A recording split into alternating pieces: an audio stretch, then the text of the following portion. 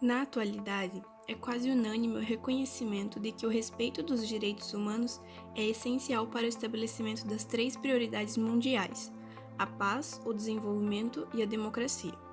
O Congresso Brasileiro aprovou o Pacto por meio do Decreto Legislativo número 226, de 12 de dezembro de 1991, depositando a Carta de Adesão no dia 24 de janeiro de 1992, sendo absorvido pelo ordenamento interno a 24 de abril do mesmo ano.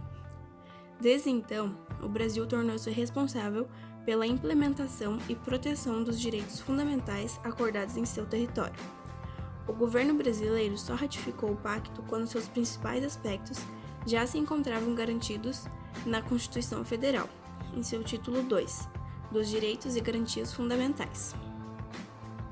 Instrumento por meio do qual os Estados-partes das Nações Unidas que aderirem e ratificarem o pacto assumem o compromisso de respeitar e garantir a todos os indivíduos que se achem em seu território e que estejam sujeitos à sua jurisdição os direitos reconhecidos no pacto, sem discriminação alguma por motivo de raça, cor, sexo, língua, religião, opinião política ou de outra natureza, origem nacional ou social, situação econômica, nascimento ou qualquer condição.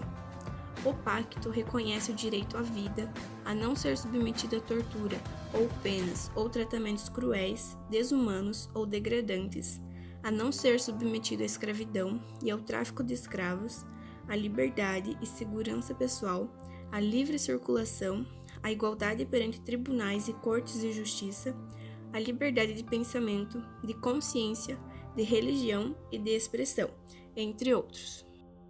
Os direitos civis são aqueles que o governo garante ao cidadão.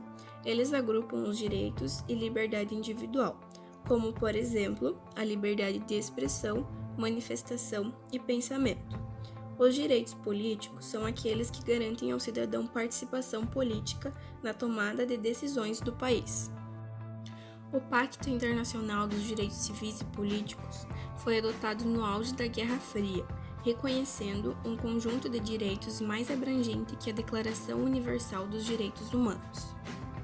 Teve como finalidade destacar as obrigações dos Estados-partes a fim de garantir os direitos da pessoa humana nele definidos, e também a criação de um mecanismo que fosse possível a fiscalização das medidas adotadas pelos Estados-partes.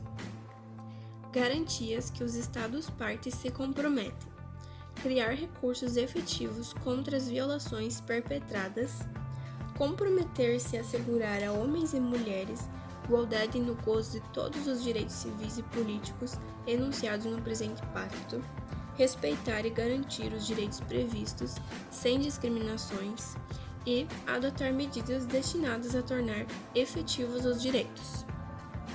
A estrutura do pacto se distribui em 53 artigos e estes estão divididos em 6 partes. Parte 1. Enuncia o direito de todos os povos de dispor livremente de suas riquezas e de seus recursos naturais e a autodeterminação, bem como o dever de todos os demais estados de respeitarem esse direito. Parte 2. Estabelece o dever do Estado de respeito e a garantia de todos os direitos nele previstos a todos que se achem em seu território, sem qualquer tipo de discriminação. Parte 3. Enuncia e especifica o rol dos direitos nele protegidos.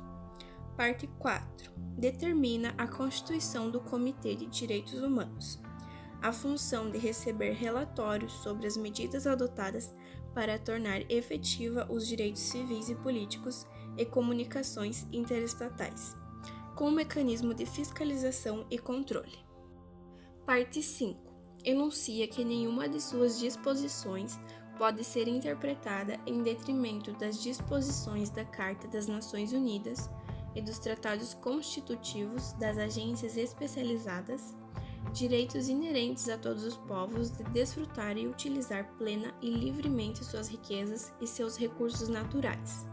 Essa parte visa impedir que os direitos humanos sejam invocados para prejudicar outros valores caros às sociedades humanas, ou prejudicar o direito à autodeterminação e desenvolvimento dos povos. E por último, parte 6. Apresenta as formas para assinatura, ratificação e adesão, data de entrada em vigor, aplicação das disposições do Pacto a todas as unidades constitutivas dos Estados Federativos, forma de proposição, aprovação e entrada em vigor de emendas e as notificações relativas a todas essas situações. Para o acompanhamento da implementação nos ordenamentos jurídicos internos dos Estados-partes desses direitos e garantias fundamentais previstos no Pacto, e para buscar uma solução para conflitos surgidos entre os Estados, foi instaurado um Comitê de Direitos Humanos na esfera da Organização das Nações Unidas. E para finalizar, as denúncias de violação. O Estado denunciante comunicará primeiramente o Estado violador, que terá 90 dias para responder à denúncia. Se, passados 180 dias, a divergência não tiver sido resolvida entre os próprios Estados, aí sim a denúncia será levada ao comitê. A função do comitê, então, será de tentar uma solução amistosa para a questão entre os Estados-partes. Solução esta que deverá se basear no respeito aos direitos humanos e às liberdades fundamentais reconhecidas no Pacto. Se a questão persistir sem solução satisfatória, poderá constituir uma comissão de conciliação, com 5 membros designados pelos Estados interessados, que também tentará uma solução amistosa para a divergência. A grande barreira é que, se a tal solução amistosa não for alcançada, não há nenhuma outra medida que o comitê ou a comissão possa tomar, restando a questão não solucionada. O protocolo facultativo do Pacto, entretanto, estabelece pela primeira vez no direito internacional um sistema de petições individuais, permitindo ao comitê conhecer denúncias formuladas pelas próprias pessoas vítimas de violações de direitos garantidos pelo Pacto. O comitê concluiu, recentemente, que as denúncias, embora individuais, poderão também ser apresentadas por organizações ou por terceiras pessoas que representem a vítima efetiva da violação.